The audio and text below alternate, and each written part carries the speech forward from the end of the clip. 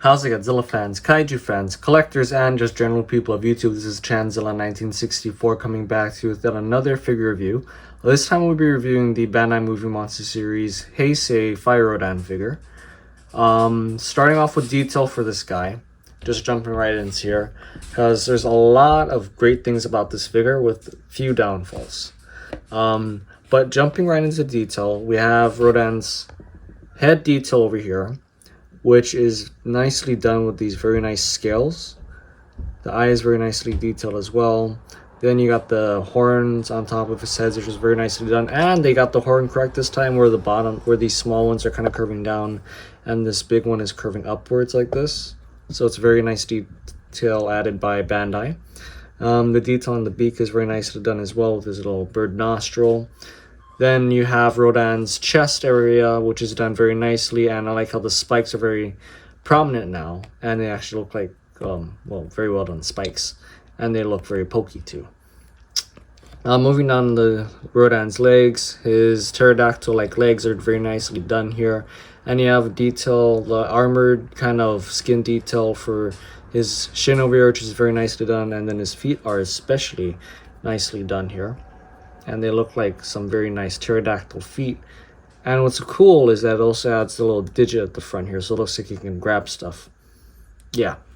Moving on to Rodan's wings here. You have this very nice kind of skin texture detail over here on this little wing flap, which has very nice texturing, which continues down to this part, but only the top part of the wings and the top part of the joints of the wings here, because the rest of it is pretty much smooth, even though it works. And I believe this is relatively accurate, so yeah, it looks good. And then you're gonna have the same detail on this wing as well. And while we're on the topic of the wings, his hands are very nicely done with the individual digits included in the detail as well.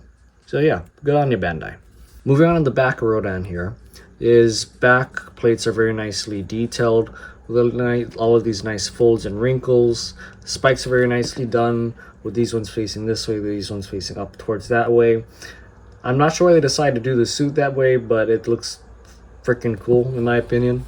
There's some very nice the texturing detail again on the top parts of the wings, and they travel a little further down on the back here, but they still stop before the very bottom, which is fine. Now, the one gripe I have about detail for this figure is the fact that the tail looks very interesting, because I might be wrong here, but the wings are supposed to stop around here or here, I think, and then the tail is just supposed to be one piece, even though they have that going on here. But if they continued all the way up to here, maybe it would have looked a little more movie accurate. But I'm very happy with what we got here still, because it looks very, very cool, even with that little tail gripe. But yeah, it's a very nicely detailed figure. Moving on to paint for this Fire Rodan.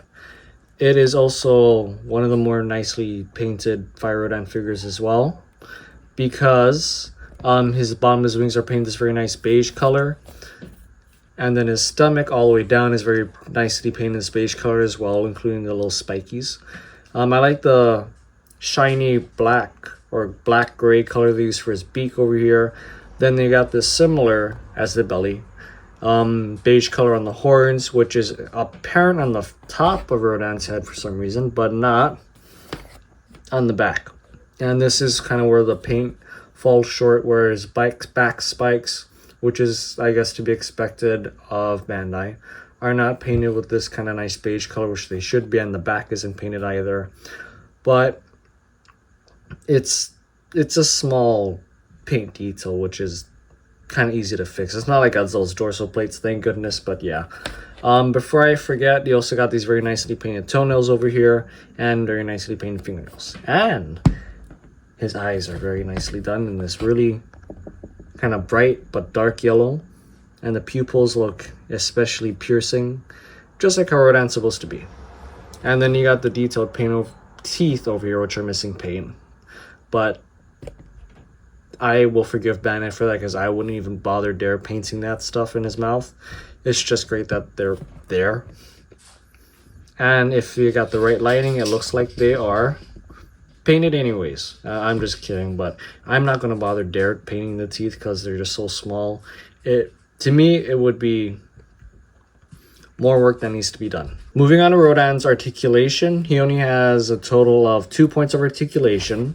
I know we thought there was going to be 3, but sadly the head doesn't move, which would be number 3. The 2 parts of articulation for Rodan, though, are his 2 legs. No articulation at the wings, but there are glue seals here going all the way down.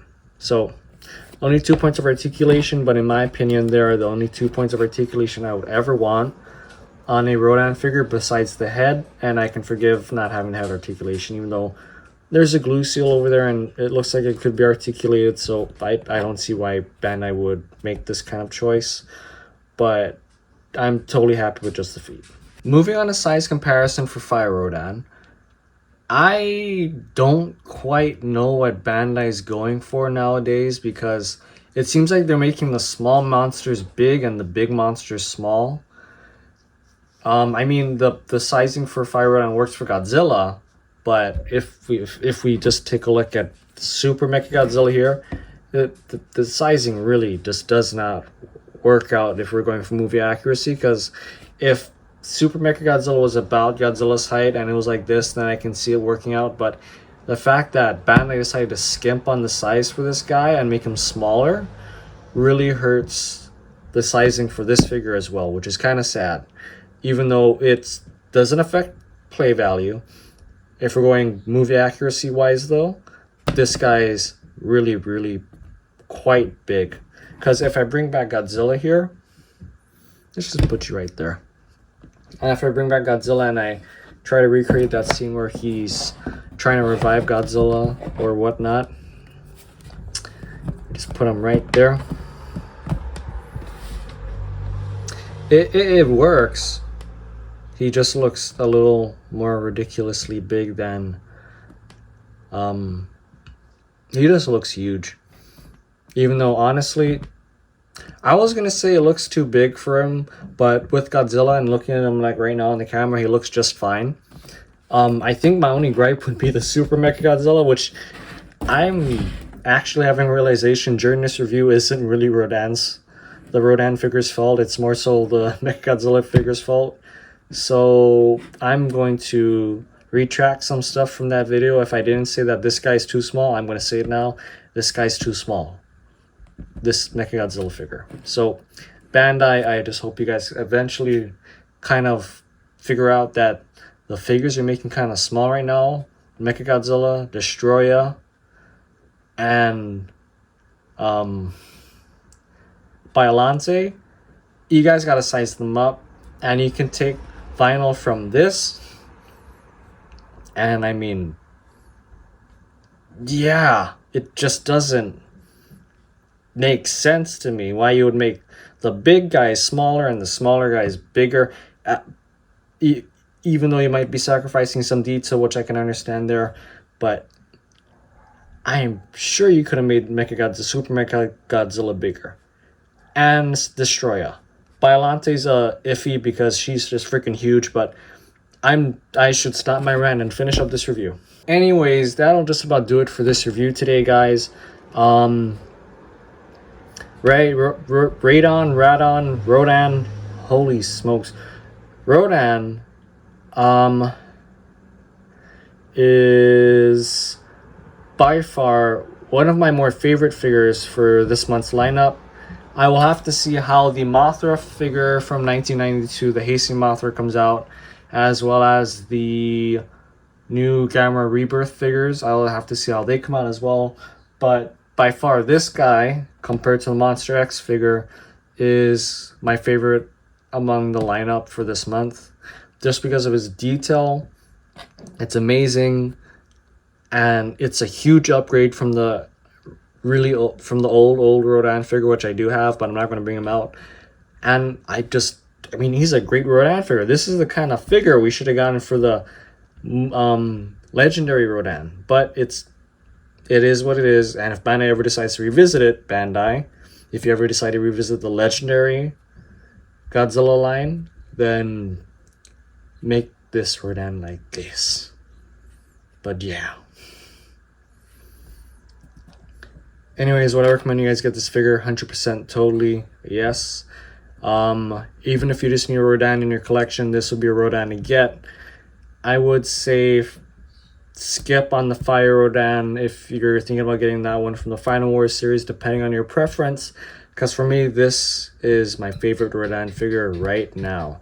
Even over the Showa Rodan figure that came out from Playmates, this is by far the top one at the moment.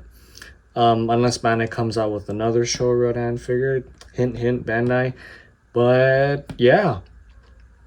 If I missed anything, be sure to leave a comment in the comment section down below. And then if you guys like the video, be sure to hit that thumbs up. And if you guys like what you see on the channel, please be sure to subscribe. Anyways, I'm fumbling over my words. This has been Chanzilla 1964 saying until next time, guys. Peace.